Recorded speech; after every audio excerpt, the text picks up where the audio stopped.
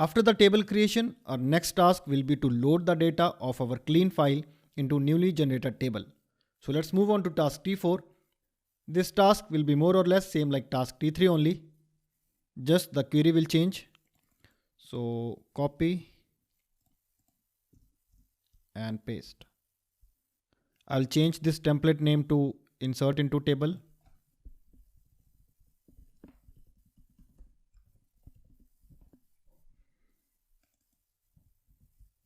Task ID will be this. Now create the template.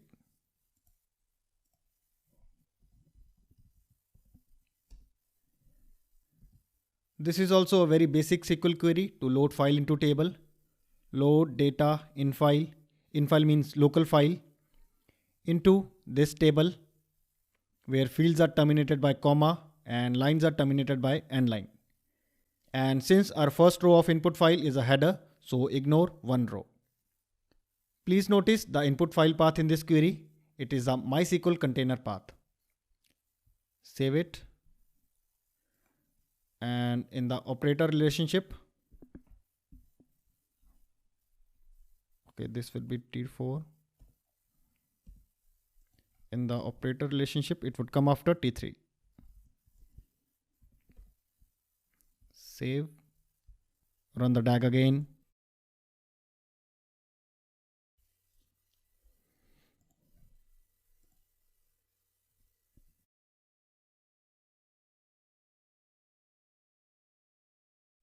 Okay, the DAG runs successfully. Again, go to MySQL container and run. Select star from clean stored transactions. Okay, limit it by 10. Good. T4 is also a success. Going back to DAG file. Our next task would be to apply some aggregations on a table to fetch the desired information out of it. Here too, we have to use MySQL operator.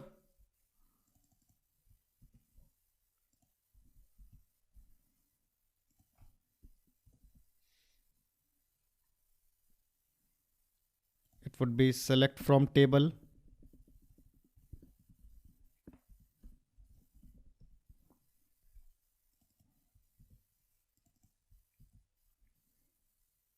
Create the template.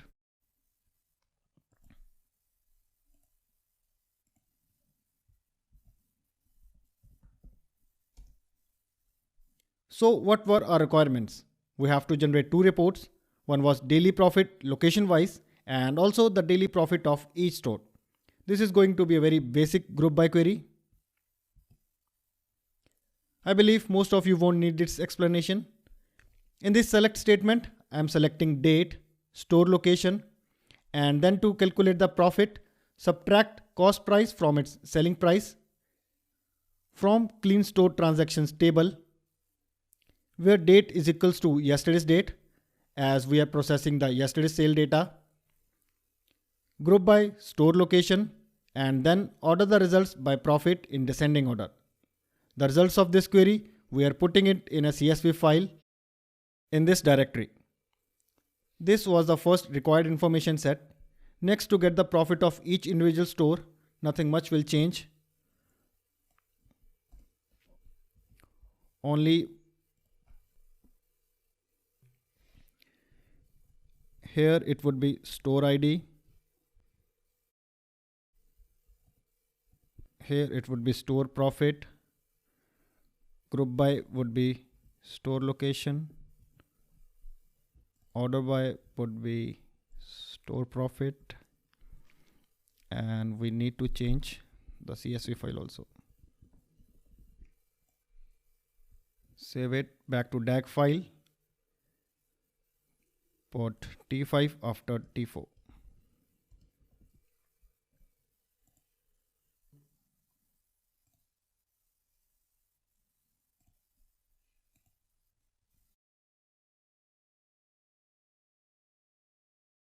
Succeeded and the files got created. I will show you the content of output CSV files at last. Let me complete the DAG quickly. Basically, we are left with one major task of sending an alert email to company while attaching these CSV files. But before we email the files, I guess it's better to rename the file to much appropriate names. Like we can embed a date in the file name so that files can be searched at a glance. Moreover, if you leave the files with same name, then in tomorrow's DAG run, you will get an error saying the two output files with the same name already exist, which would be true though. For these reasons, we have to change the output file names. I will use a bash command for this.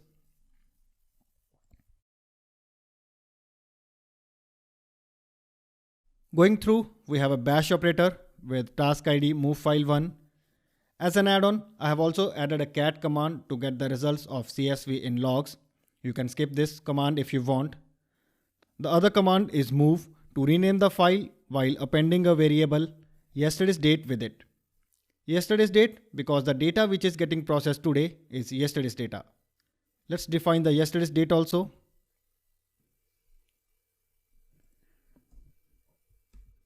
It is today's date minus 1 day. Now let's create another task to rename second output file. This is same like the task T6. Let's add this task in a row. Now guys, do you think there is any relationship between task T6 and T7? No, there is not, right? As they both are renaming two different files. It means these tasks are independent and can run parallelly.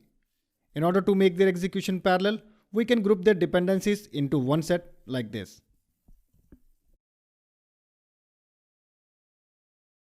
With this, both task T6 and T7 will run after T5 but in parallel. Perfect. I guess now we can send email alert to our client. To send emails from Airflow, it has provided us a dedicated email operator. So first of all, import it.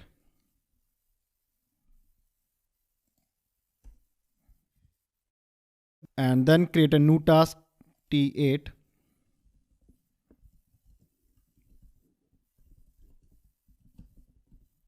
Email operator.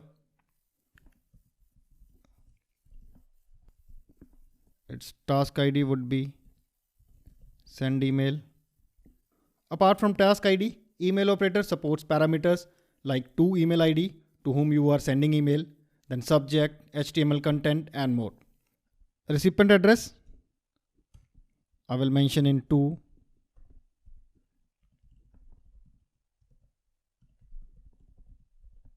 As of now, I am mentioning at example.com. I will change this to my personal email address before running this tag. Then subject, it would be like daily report generated. Next, if you wish to write down the body or the content part of this email, then you can pass it inside the HTML content parameter. Here you need to write the code in HTML format for whatever content you want to send. I'll paste my content. Here I have a heading H1 saying congratulations, your reports are ready. And last parameter, we will attach the generated CSV file with this email. To attach any file with the email, you can use files parameter. Inside the square brackets, you can pass a list of files you want to attach. I am passing the file location while suffixing the date for which this report is of. And last is the mandatory DAG. Guys, along with these parameters, you can pass additional parameters like CC or BCC recipients of your email by passing the parameters CC and BCC respectively. Please understand that to make this email operator work in your Airflow environment, you need to set the SMTPs, which we have already set in our compose file. This much for email operator. And yeah, let me add the dependencies. Now moving ahead to task T9. But wait, shall there be a task T9? We already have sent email to client, then what next is pending? Think over it. Alright, so task T9 will again be a renaming task of our input file. Client is going to send the input file for next day in the same location with same name. So to avoid ambiguity error, we need to rename it to. So T9 is equals to bash operator with the command of renaming the file. And add T9 to task dependencies list in the last. Good so far. And I believe every task is in its place and we can run the complete DAG for today. Save this file and I will do a fresh restart for the DAG. We'll restart Airflow.